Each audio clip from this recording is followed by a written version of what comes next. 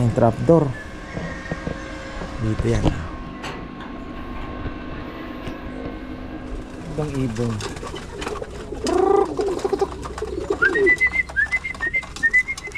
Oh.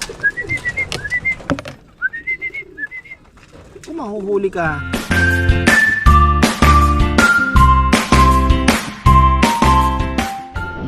Magandang buhay mga ka-farmer. Bago tayo sumilip sa ating pigeon loft project, ay pakain muna tayo. Ayan. Babalyahan eh. Paronda na muna ako. Ayan, nagpapasukan na sila. Talagang inoobserbahan ko pagka hindi hiwalay ang babae tsaka lalaki. Ayan o, panay ang landian, nagliligawan.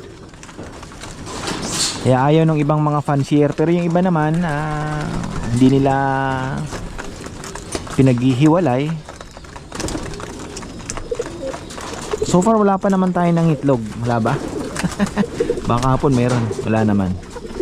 Wala naman nangingitlog. Meron nagpupugad-pugad pero wala naman pong nabubuo. Siguro dahil laging stress din, pinaparonda, di ba?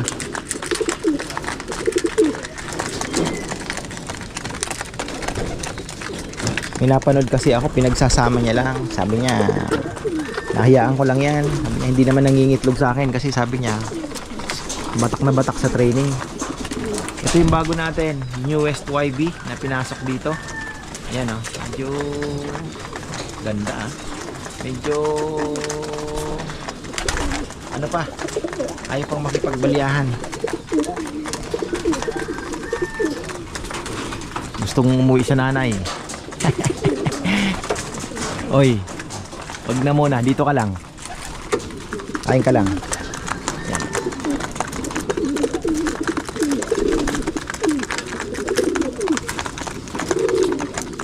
Boy bulutong, ayan oh, kumakain. Sana makarecover, ano?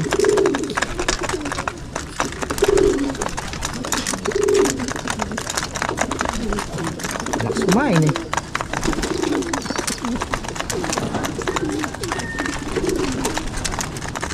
Patuyo na yung mga bulutong niya. Sino pa ang ay pumasok? Marorondahin ko din naman uli yung mga yan. Kainin lang natin. Magandang panahon eh. Kailangan na natin silang umikot ng umikot.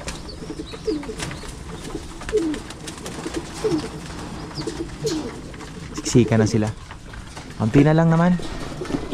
Konting kembot pa. At tapos na rin naman tayo. Kaya lang ngayon wala na naman pumasok. Siniki lang ang pumasok. Sa mga sumama. Ayan. Pahinga siguro, napagod kakaikot sa Divisoria. Ating mga kaibigan. Ko, meron pa sa loob oh, naghahabulan din oh. Oh, liligawan. Pumupunta doon.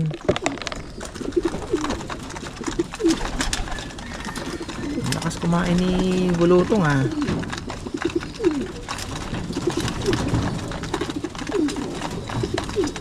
Kaya nakikipag-agawan din siya. Kahit baldado. Ayan o. Oh.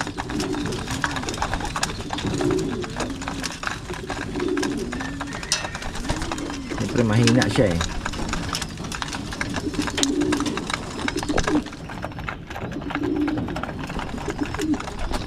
Naku, patay tayo. Yung pinakikita ko pa lang na isang maganda kako, nakaalpas. Umikot ng umikot. Ang lalayo ng pinuntahan. Ako pa, sana makabalik. Wala na, pumunta dun eh, dire-diretso. Overfly tayo malamang. Hindi niya kaya sumabay dito eh oh. Try natin mamaya kung makakabalik. Ganda pa naman nun. Pero malakas ang loob niya kasi lumalayo siya dito, ikot-ikot hanggang pumunta dun. Nako, talagang gusto niya subukan na ano ah. Wala na oh. Oh. Tinuturo ko kanina. Tayo. Wala dito. Kaya napadpad. Tayo natin. Si Buluto nga nakauwi pa eh. Ayun, ang ganda ng ano nun. Walang ano yun, walang problema.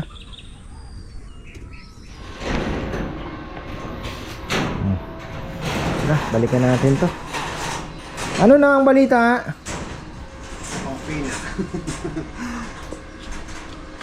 Okay na. Inaano mo na, no? Kao. Inaano ko na ito. Kahoy, Tapos na yan. Ito na lang talaga,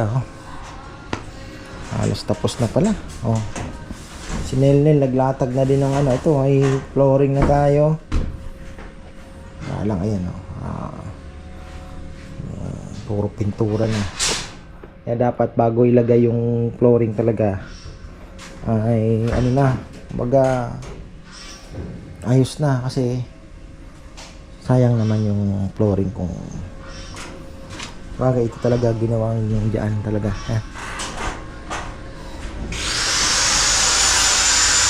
Yun ako, kulang pa pala tayo ng ano, na steel matting.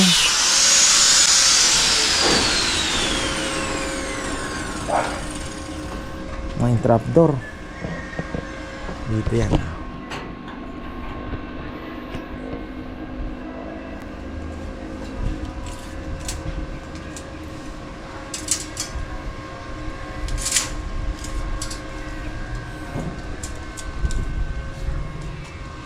Kaya ba ng ano to, John?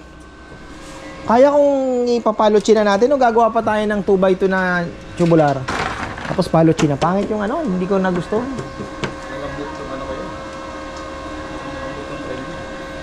O di, ano na lang. Ito naman kasi magagamit ito. Sabi ko nga, pwede itong gawin doon sa, ilagay doon sa, gagawin na, sa harapan ng, nanginay kasi si Papa Yam sa mga dowels. Ganun din, hindi rin naman nagamit, di ba? Tatakpan mo lang. Ano? Sa harapan ng bird cage. Di ba? Pwede siya, magagamit siya. Gawa na lang tayo ng... Para malambot yung framing. Kaya nga, sabi nga ni Papa yan, mabigat daw. Baka ano din lang. Tubular na lang tayo.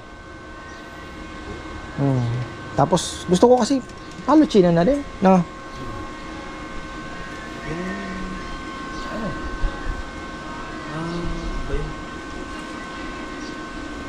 Ano? 1x2 na tubular.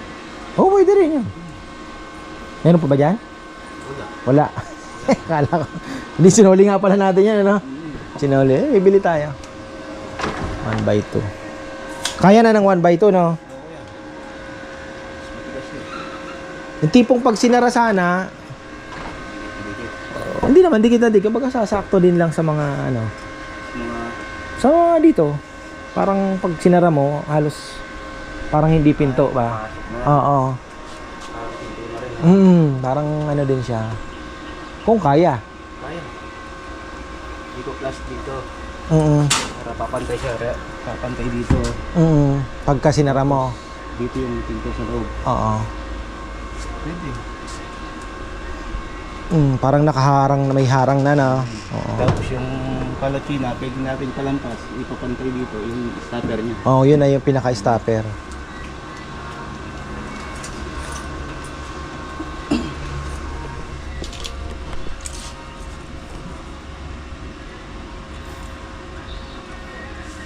Tinanggal nila ito eh. Alis po na ito mo.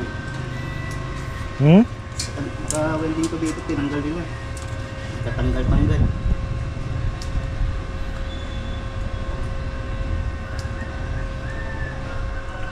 Bali, didikit mo yan dito, no? Tapos, oo nga. Gagawa ka pa ng isa, no?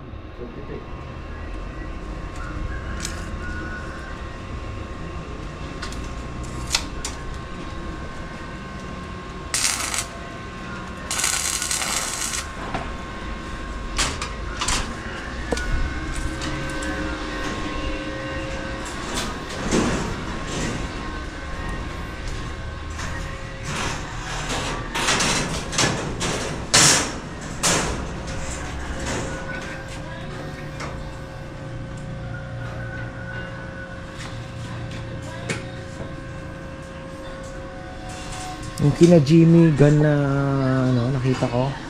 Ano siya? Plastic matting ang ano, ang flooring niya.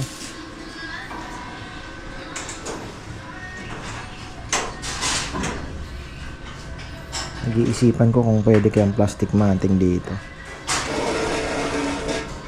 Pero okay na ng ventilation natin. Ano naman pala, halos open naman po madalas. Kagaya nito, open yan. Oh, tapos yun din, open din. Yun, yung pintuan na yun, pwede naman nating i-open yun. Kasi yung dowels naman, may harang pa din naman. Pwede.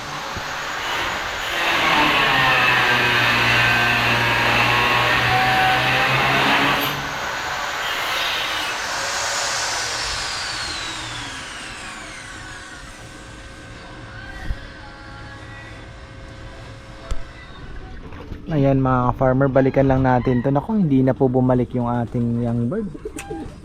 Ayun lang. Pag-asa pa tayo. Kasi itong si ano pero magulang-gulang na kasi to eh. Sayang yon. Di ko akalain na lalabas, malakas ang loob niya. Yung ibang young bird hindi naman na lumalabas kahit buksan mo eh.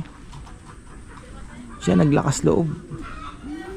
Tapos nang naglipad na naglipad. Sayang, wala. Oh. Pero malay natin, mahuhuli yung. Sayang, ganda pa naman. Talaga, sama sa pagkakalapate. Wala oh. Gumanda na yung sakit na yun. Wala. Ayan siya. Bumalik din. Nga lang, hindi niya pa kabisadong pumasok dito sa trapdoor. Pero at least naandyan siya. Ayan. Oh. Galing yan. Abangan natin ito. Lakas ng loob ng kalapating ito. Kakalagay ko lang yan nung kailan ba? Lakas ng loob. Nag-ranging agad ang loko ah. First time. Ayan o, pakainin muna natin. Ayan o. Ayan, pagod na pagod. Mukhang naglakwat siya agad ito. Ayan pa yung iba. O, mga ano natin. Ayan o. Ganda pa naman yan. Itsurang ganda eh. Ganda. Mga farmer, maganda yung ibon na yan.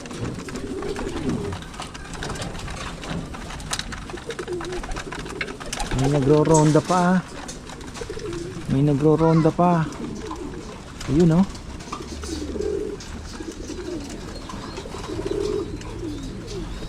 Ayaw pang pumasok. Oh, yan.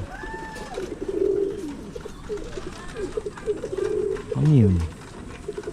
Yung dalawa. Yan. Ayan oh. Tingnan nyo naman kung gaano kaganda. Oh. Ibang ibon.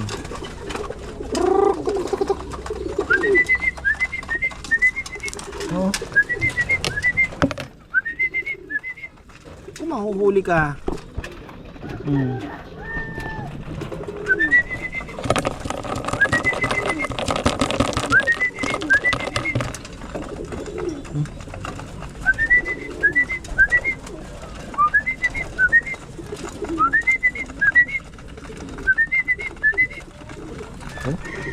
Ang bata, yung mga bala-balahibo pa. Akit ka na dun.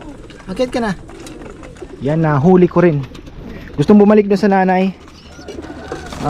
Sana siya. Ayun, ayan, kumakain.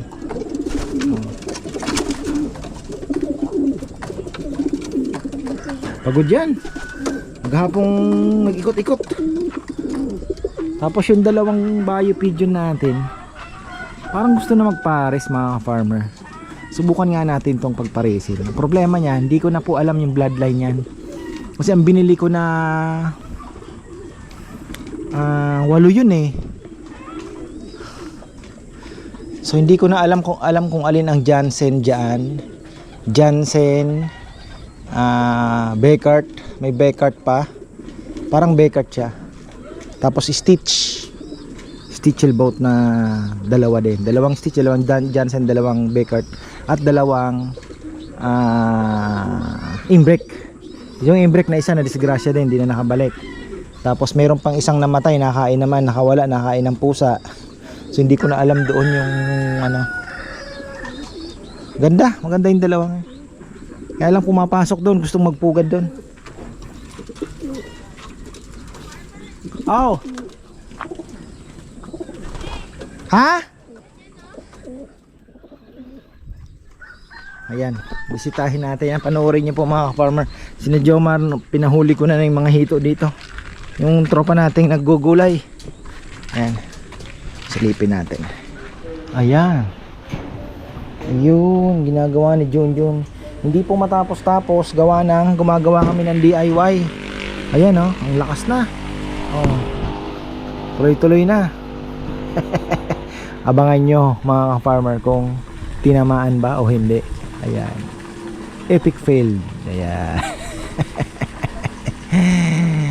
Ayan.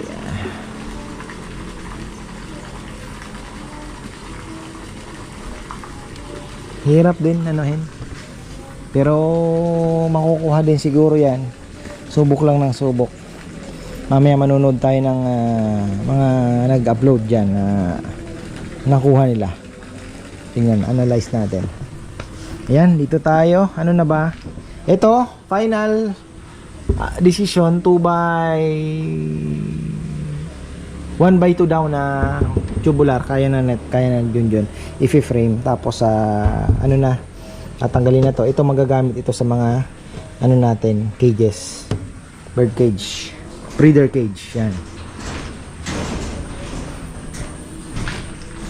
Bukas kakagalaw tayo dahil trabaho bukas. Yan, papasok na siguro mga boys. Pahinga lang sila.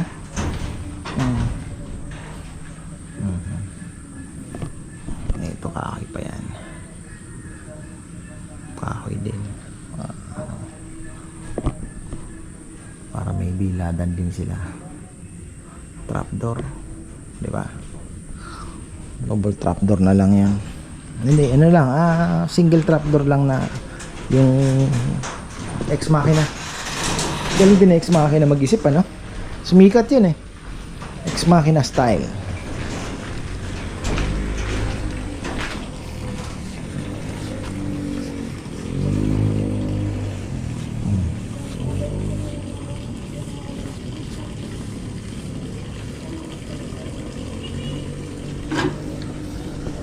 Ito sarado na din pala.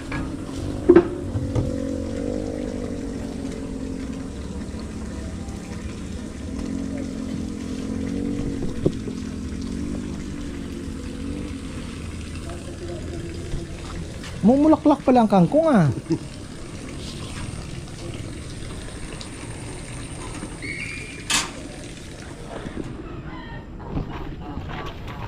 Nag-double check tayo na ating mga ibon mga ka-farmer. So ayun, isang desisyon na kailangan natin gawin ay paghiwalayin ang magsosyota. Paghiwalayin natin yung mga barakage. Bagay, dalawa naman po yung flyer section natin. Pwede naman natin paghiwalayin. Tapos yung mga ano, yung tawag dito, yung young birds ay pwede naman natin lagay muna sa hospital just in case, di ba? Lalagay tayo ng bagay. Maganda na rin yung may hospital talaga dahil may hiwalay mo agad yung medyo may tama, di ba? Ganyan, meron ditong may one eye cold. Di ko maihiwalay. Ayan, puno po tayo. Nasa 34 siguro yan. Maliit-liit lang pero 34. Wala tayong magawa. Pero yung flyer natin na yon, section, pinapagawa kahit 100 kaya. Depende na lang sa perch na gagawin natin. Ayun po. Lalagay pa naman tayo sa sides. Tapos ayun, masaya tayo, nakabalik itong isang ito. Binabantayan ko pa naman to dahil sabi ko maganda itong ibon na ito. Ayan oh. Nagaganda na ako sa itsura niya. At the same time, malakas ang loob. Naka-celso cup lang pala itong ano, singsing ano. Pero pwede naman daw i-honor naman po nila yung celso cup na singsing. Si Bulutong kawawa oh. Ayoko din namang ano yan. Yan lang natin. Mayroon pa namang may kapatid yan mga pilay-pilay oh, kawawa. Malay mo makarecover, di ba? Malay nyo, yan pang manalo. Ay, tapos ilan bang ano dito? Walang similya na itlog. Yung imbrek, wala ding similya. Tinapon niya na po yung itlog niya. Binasag niya. So dalawa, wala. Back to zero yung imbrek natin. Ganda pa naman ng mga anak nun. Isang clutch na lang. Tapos ihiwalay na natin. Nakakalsi plus naman niya, kaya medyo malakas naman. Tapos dito, yung galing kay Longhair TV, ayan, walang similya. Pero mangingitlog din yan, mga ilang araw pa mangingitlog uli yan. Tapos yung kay ka-Farmer Roland, ayan, may sisiw na isa. Yung isa naman may itlog, isa lang, nililimliman. Tapos yun doon, dalawa na ata, dalawa na ba? Oo, dalawa pala ang ano, dalawa po ang inakay nung galing din kay Kuya Roland Ramos. Ayan. Okay na tayo, maikli lang ang video natin dahil wala tayong activity sa Pigeon Loft. Wala pong nagtrabaho, si Esong lang. Ayan, maraming pong salamat at magandang buhay. Tapos na naman ang araw.